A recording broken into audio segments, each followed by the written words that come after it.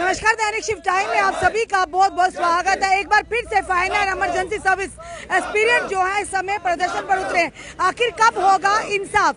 LG Manoj Sinha अब कर करेंगे इंसाफ, क्योंकि विकास पुरुष के नाम से जाने जाने वाले एलजी मनोज सिन्हा, जिनके चर्चे हर जगह पर हो रहे हैं कि वो इंसाफ के हमेशा साथ खड़े हैं, पर ये पिछले 10 साल से जो फाइनल इमरजेंसी एस्पिरेंट्स है प्रूफ के साथ, तथ्यों के साथ सामने आए, पर इनका इंसाफ कहीं दिख नहीं रहा। आज फिर से रिपोर्ट को पेश करने के लिए लगातार ये लोग मांग कर रहे हैं। शांतिपूर्वक कश्मीर से लेकर जम्मू तक लगातार प्रदर्शन हो रहे हैं। पुलिस द्वारा इन्हें डिटेन भी किया जा रहा है। रोहित, क्या कहना चाहोगे? आप फिर से आप आए हैं प्रदर्शन के लिए, क्या कहेंगे? सुनवाई नहीं हो रही क्या?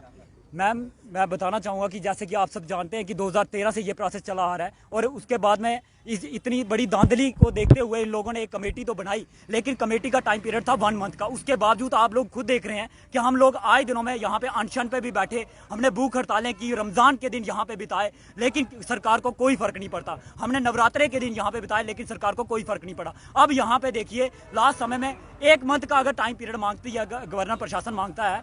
दूसरी ओर बात करें, आज 8 महीने होने को जा रहे हैं, लेकिन कमेटी अपनी रिपोर्ट सबमिट नहीं करवा रही। अब सामने सामने यहाँ पे एक चीज क्लियर हो रही है कि ये लोग एक तरफ से इंसाफ नहीं देंगे, दूसरी तरफ से इसको दबाने की कोशिश करेंगे। अब आपने देखा होगा कि लास्ट समय में जो कश्मीर में हालत हुई है, प्रेस क्लब के अंदर हर किसी को राइट होता है कि वो अपनी आवाज रख सके। अगर उसके साथ कुछ भी गलत होता है, वो अपने राइट्स जो है वहां पे अपनी आवाज बुलंद कर सकता है। लेकिन उसके बावजूद देखिए, वहां पे प्रेस क्लब के अंदर से उन लोगों को डिटेन किया जाता है, मारा पीटा जाता है। अब यहाँ पे अगर उन लोगों को कोई आर्डर देता है, ये साफ साफ क्लियर है कि एलजी प्रशासन देता है। तो सामने सामने इस बात का क्लियर पिक्चर बन रही है कि पहले तो ये लोग इन सब प्रूफ को देखते हुए ये मानेंगे इसमें धांधली है, ऊपर से ये हिटलर राज चलाएंगे, कहेंगे कि हम कुछ नहीं करेंगे क्योंकि हम लोग जो है यहाँ पे ये जानते हैं, जाओ जो तुम्हें करना कर लो। और अब इसकी पिक्चर सामने आ रही है कि कश्मीर की ओर से जब इनकी आवाज दबाई जा रही है, अब सामने सामने इन लोगों को जो है वहां पे मारा पीटा जा रहा है। इन लोगों को ये लगता है कि मारने पीटने से हम लोगों को जो है ये चुप करवा देंगे, ऐसा बिल्कुल भी नहीं होगा। रोहित, पिछले कई सालों से आप इंसाफ मांग रहे, पर कहीं ना कहीं आकर नजरें टिकी थी आपकी एलजी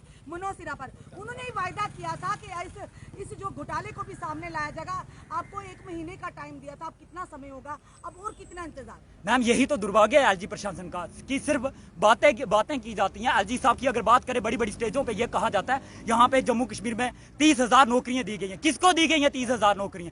सिर्फ करप्शन की बेट चढ़ी हैं वो सब नौकरियां। सिर्फ हमें जो है झूठा लॉलीपॉप दिया जाता है एलजी प्रशासन की ओर से भी और मौजूदा सरकार की तरफ से भी, चाहे वो भाजपा हो चाहे कोई भी सरकार। अगर हम बात करें जो पीछे पार्टियां बैठी हुई हैं, हमारा उनसे भी एक क्वेश्चन है, आम पीपल से भी ये क्वेश्चन रहेगा कि तुम लोग बाहर कब आओगे? वोट मांगने के समय तो अपोजिशन भी स्ट्रांग होती है, उस समय उनके पास भी सब कुछ होता है, लेकिन आज वो लोग सामने क्यों नहीं है? अगर आज हमारे हक की बात हो रही है, एक यूथ जो है पिसता जा रहा है, उसके बावजूद यहाँ पे जो है कोई भी सामने आने को तैयार। सतवीर जी, युवाओं किस तरह से युवाओं का भविष्य जो खिलवाड़ हो रहा है और किस तरह से दांव पर लगा हुआ है। एलजी मनोज सिन्हा जो कहते हैं लाइन में खड़ा हुआ आखिरी व्यक्ति जो होगा, जो इंसाफ की गुहार लगा रहा है, मेरी नजर उस पर भी है। फिर इन युवाओं पर, कश्मीर से लेकर जम्मू के युवाओं तक उनकी नजर क्यों नहीं पड़ रही? और उनको तो सारा तथ्य सामने है, थाली में परोस कर तथ्य रखे हुए हैं, फिर क्यों विलम्ब हो रहा? आखिर क्या है पीछे का कारण, क्यों नहीं वो रिपोर्ट सबमिट हो रही?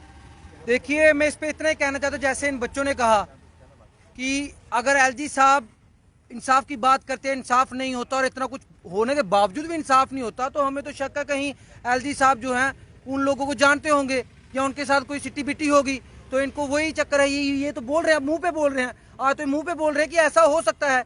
देखिए, अगर मेरा किसी के, अगर आखिरी इंसान, मैं एलजी हूँ, आखिरी इंसान तक मेरी नजर है, मैं ईमानदार हूँ। अगर मैं ईमानदार हूँ, कुर्सी पे बैठा हूँ, शपथ लेके बैठा हूँ ना, संविधान की शपथ लेके बैठा हूँ, मैं इंसाफ करूंगा, गरीब होगा अमीर होगा इंसाफ करूंगा। जब इंसाफ की बात आती है, इनके साथ इंसाफ ना हो तो मेरे दिल में ही कुछ ना कुछ खोट होगा। मैं एलजी होता तो इनके साथ इंसाफ नहीं होता। अगर मुझे कोई लालच नहीं है, अगर मैं इतना बेबाकी से बोलता हूँ, द रीजन वाज दैट कि मैं ईमानदार हूँ। अगर मैं चोर हूँ, मैं इनके साथ खड़ा नहीं हूँ।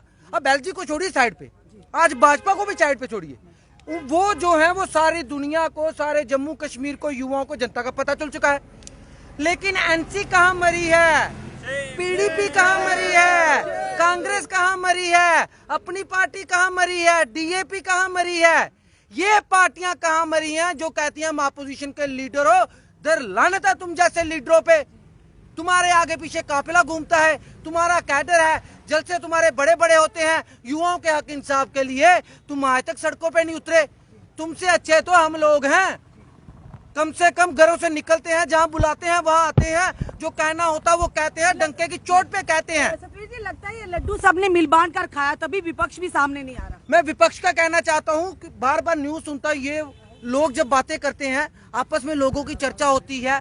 देखिए, हम भी भारतीय जनता पार्टी के खिलाफ है, कोई पर्सनल रंजिश नहीं है, पर्सनल रंजिश नहीं, वो काम नहीं कर रही है, हम उसके खिलाफ है। लेकिन एक अफसोस, वाकई लोगों की बात एक सच है जो बार बार कही जाती है कि मना साहब आप भारतीय जनता पार्टी के बारे में तो बोलते हो। हाँ, बोलता हूँ, डंके की चोट पे बोलता हूँ, वो काम नहीं कर रही इसलिए बोलता हूँ, पर्सनली कोई लेना देना नहीं। लेकिन उन्होंने कहा कि ये बाकी जो पार्टियां हैं, कहाँ है एनसी, कहाँ पीडीपी, कहाँ है कांग्रेस, आप उनकी बात नहीं करते। आज मैं उन लोगों की बात करना चाहता हूँ जो बार बार कहते हैं कि मना साहब दूसरों की बात नहीं करते। मैं कहना चाहता हूँ जो बात आप कहते हो वो सच है। उन्होंने खाए होंगे गश्तावे, उनके पेट होंगे भरे हुए, उनको हो गई कब्ज। अब वो कब्ज ठीक नहीं हो रही उनकी। मजा तब जब लीडर इनके बीच में आए।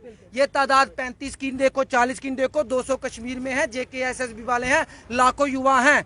अगर 50,000, 10,000, 2,000 कोई एजेंट भी होंगे ना सरकार के, वो चलते हैं, लेकिन लाखों युवा जनता खिलाफ है।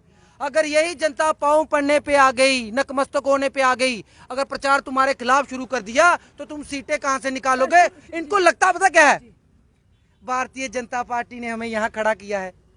वो तो थे नल्ले, उन्होंने हमें यहाँ खड़ा किया, हम बैठे हैं, ये देखिए हमारा पसीना निकल रहा है, भारतीय जनता पार्टी ने किया। हमें बड़ी तकलीफ होती है भारतीय जनता पार्टी ने, हम बड़ी गालियां देते हैं भारतीय जनता पार्टी को, तो कांग्रेस वाले खुश होते हैं, एनसी वाले खुश होते हैं, पीडीपी वाले खुश होते हैं। वोट और सपोर्ट तो अब हमें ही देंगे। भाई तुम्हारा ठेका लेके रखा है, अंधे थोड़ी ना है, पागल थोड़ी ना है। दौर में हमने देखा काफी नेता भी बीच में आकर इनसे बात कर रहे थे। अगर बात करें भारतीय जनता पार्टी के स्पोक्स पर्सन एडवोकेट अभिनव शर्मा जी ने इस मुहिम को आगे लाया था, और बात करें गगन प्रताप की जो आम आदमी पार्टी थी, पैंथर पार्टी में, तो उन्होंने आवाज उठाई थी। जो ही समय आगे निकलता गया सारे एक एक करके पीछे होते गए। आखिर कौन सी मजबूरियां जो इनके पैरों की बेड़ियां बन गई है, कौन सी मजबूरियां जो रिपोर्ट के दबाए बैठी है, समझ हमें भी नहीं आ रहा। देखिए, जो बीजेपी में है उन्होंने लेने हैं अपने काम। अभिनव शर्मा जी शुरुआती दौर पे की बात की, मैं उनकी तारीफ करता हूँ, लेकिन बाकियों की तो बात कीजिए ना। बाकियों ने क्या किया, अपोजिशन ने क्या किया? और जब आप आते, प्लीज रश्मि जी मेरी आप बड़ी बहन है, जब भी ये लीडर आते हैं ना अपोजिशन के, इनको पूछना आप जम्मू कश्मीर के लीडर समझते हो अपने आप को अपोजिशन का? अगर ये बोले उसके बाद इंटरव्यू मेरा लेना कि हाँ मैं लीडर हूँ, फिर मैं इनको दूध का दूध पानी का पानी बताता हूँ। लीडर होते हैं, हाँ लीडर होते हैं बाला साहब ठाकरे जैसे, सरकारों को हिल जाना पड़ता है, सरकारें हिल जाती है, सरकारें गिर जाती है। ये कौन से लीडर हैं? चाय पे चर्चा, चाय पे चर्चा, या सिर्फ ट्वीट हैं चाय पे चर्चा। हमदर्दी दिखाते हैं युवाओं के साथ। हमदर्दी सिर्फ ट्वीट करके दिखाते हैं। ट्वीट तो जितने मैं रोज के करता हूँ, मेरी इतनी हमदर्दी होगी नहीं किसी की। तो ये इनको कहना चाहता हूँ, घरों से बाहर निकले, सड़कों पे आइए। ये बीजेपी की खिलाफत में चक्कर में ये मत सोचिए कि हमें मिलेगा, मिलना तुम्हें भी कुछ नहीं है, हालत तुम्हारी भी बुरी कर देंगे। अगर अपोजिशन के लीडर हो तो सड़कों पे आइए, और एक दिन नहीं हमेशा के लिए जैसे हम आते हैं, regular regular regular. Satvir Manhas ji का विपक्षी दलों के जितने भी नेता, उनको भी मैसेज है कि कहीं ना कहीं ये मत सोचिए कि भाजपा की वजह से इधर है, कहीं ना कहीं आप भी इस लड्डू खाने में शामिल है, चाहे वो पीडीपी हो, चाहे एनसी हो, चाहे कांग्रेस हो। क्यों नहीं उन नेताओं को, इन लोगों का, इन युवाओं का दर्द दिख रहा? कहीं ना कहीं लग रहा है मिल बांट कर खाई हुई खिचड़ी आज कहीं ना कहीं भारी ना उन पर पड़ जाए। और सबसे बड़ी बात, एलजी मनोज सिन्हा जी आपको विकास पुरुष के नाम से जाने जाते हैं, आप पर विश्वास है, आज भी ये युवा विश्वास करते हैं कि आप कुछ ना कुछ जरूर करेंगे। तो उम्मीद करते हैं आप इनकी उम्मीद पर खरा उतरे। आपने जो वायदा किया था, कम से कम दूध का दूध पानी का पानी आए, भले ही इन्हें नौकरियां मिले या न मिले वो बात की बात है, पर हाँ जिस इंसाफ के लिए आपसे उम्मीद लगाए, उस इंसाफ को, उस उम्मीद को ना तोड़िए। आपका क्या कह रहे हैं इस वीडियो को देखकर? अपने कमेंट, अपने सुझाव हमें जरूर दीजिए। इस वीडियो को जितना हो सके शेयर कीजिए। जुड़ रही है हमारे साथ अगले अपडेट के लिए। जय हिंद, जय भारत।